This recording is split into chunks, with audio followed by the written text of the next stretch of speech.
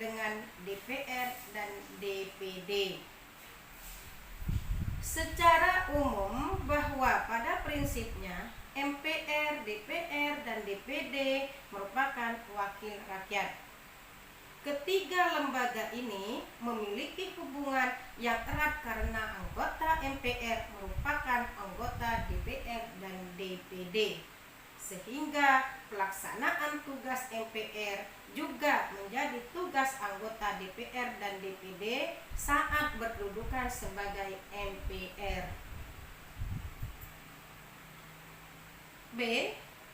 Hubungan lembaga DPR dengan Presiden, DPD, MPR, dan Mahkamah Konstitusi. Hubungan kelima lembaga ini terlihat dalam hubungan tata kerja, antara lain sebagai berikut. 1.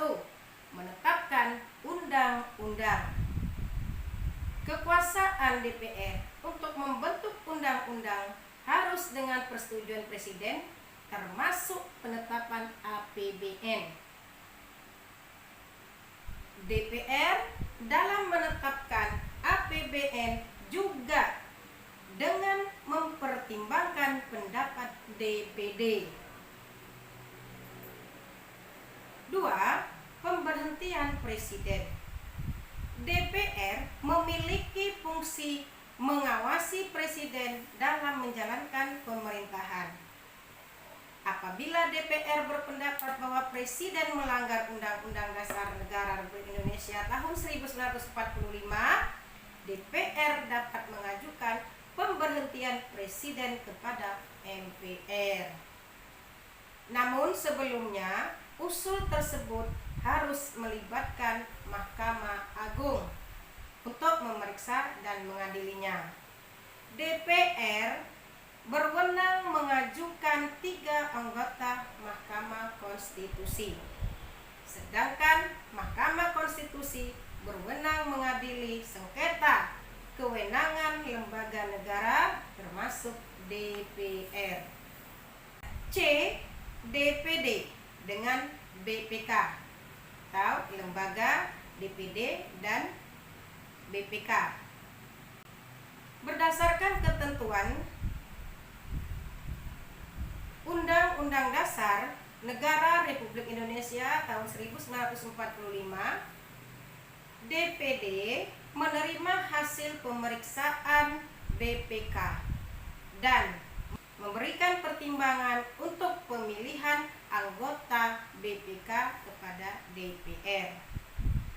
Di samping itu, laporan BPK akan dijadikan sebagai bahan untuk mengajukan usul dan pertimbangan berkenaan dengan rancangan undang-undang APBN.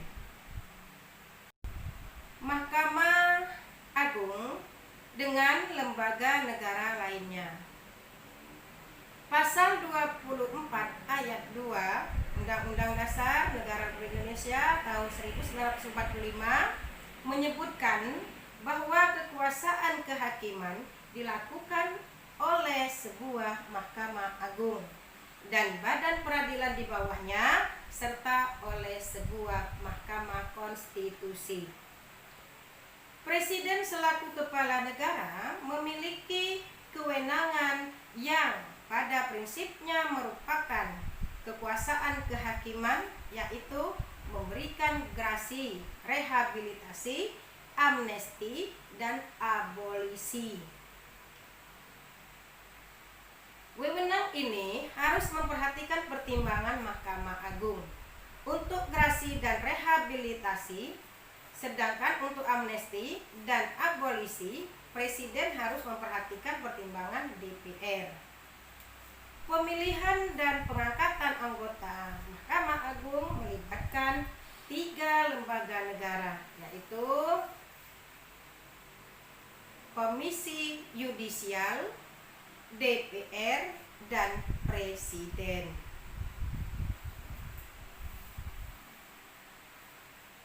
Hubungan antara Mahkamah Konstitusi dengan Presiden, DPR, BPK, DPD, MA,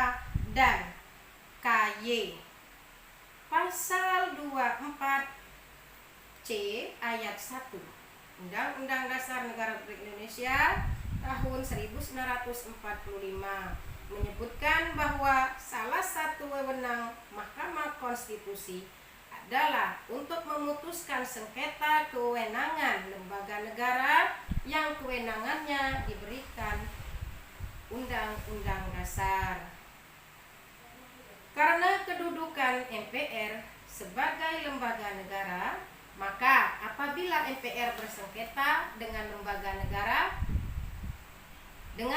negara lainnya yang sama-sama memiliki kewenangan yang ditentukan oleh Undang-Undang Dasar, maka konflik tersebut harus diselesaikan oleh Mahkamah Konstitusi.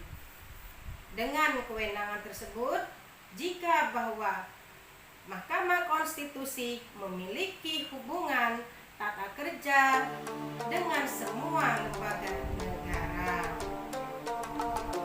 Oke, anak-anak, sampai di sini